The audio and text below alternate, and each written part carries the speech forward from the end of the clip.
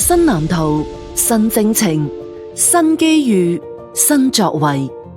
濠江之畔，蓮花綻放。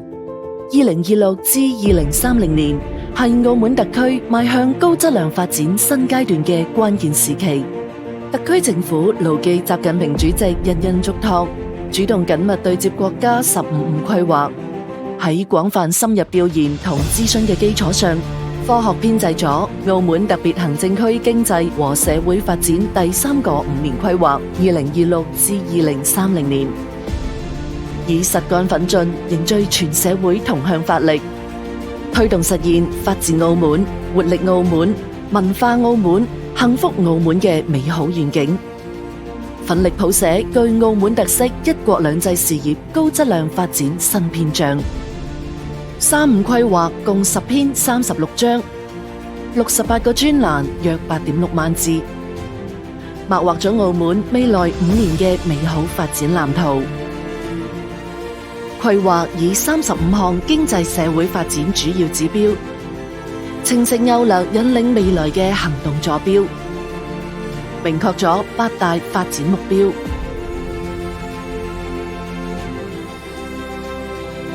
維護國家主權、安全、發展利益係一國兩制方針嘅最高原則。規劃全面貫徹落實總體國家安全觀，鞏固國安屏障，建設高水平安全城市，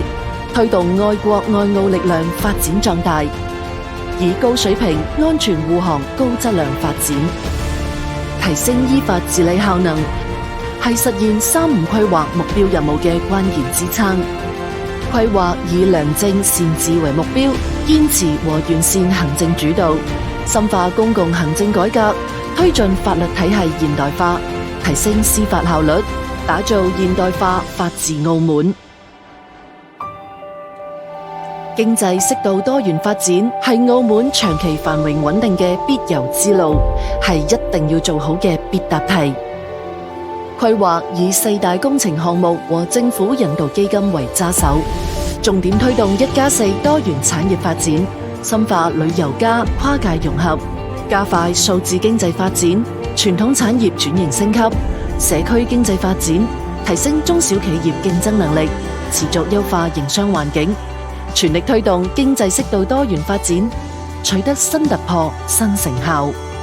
澳琴國際教育大學城2026年8月開展第1期辦學，發揮澳琴聯動優勢，拓展澳門高等教育發展空間，積極吸引國際優質教研資源，為澳門經濟適度多元發展提供新支點。澳門科技研發產業園聚焦數字科技、生物醫藥、集成電路及航天科技，推動科研與產業協同發展。2030年園區初步投入運作，作為先導項目嘅澳門國際科技產業中心，將為產業園吸納同儲備首批優秀嘅科企。澳門國際綜合旅遊文化區以澳門國博文化館、澳門國際表演藝術中心、國際當代美術館等項目，打造中西文化交融、兼具遊覽與體驗功能嘅新地標，為澳門文旅注入新活力。2029年完成澳門國博文化館第1期建設，打造澳門珠江西岸國際航空運輸樞紐港。澳門國際機場橫琴前置貨站於2027年上半年投運，未來達至年處理30萬噸目標，增強澳門航空貨運業嘅競爭優勢。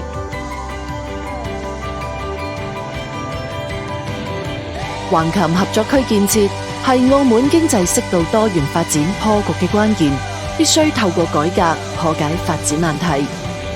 規劃緊扣澳門加橫琴新定位，深化澳琴一體化發展，深化規則機制軟聯通，加強澳琴輕軌和基礎建設硬聯通，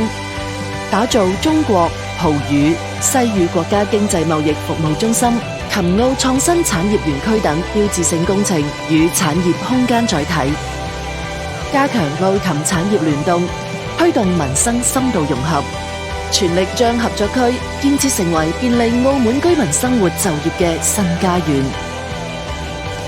都市更新係城市換新嘅時代工程，規劃喺確保社會大局穩定嘅前提下，以破格嘅思維同行動，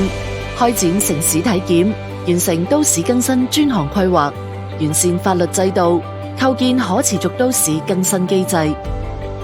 分階段推進對大三巴一帶進行保護性更新活化，加快推動祐漢等舊區舊樓整體更新，力爭都市更新工作實現實質性破局。民生為大，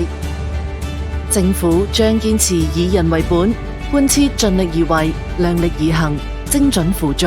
資源下沉嘅方針，大力推動社保、人口、就業、醫療、教育、房屋、交通、文體、青年等事業全面發展，不斷提升市民獲得感、幸福感、安全感。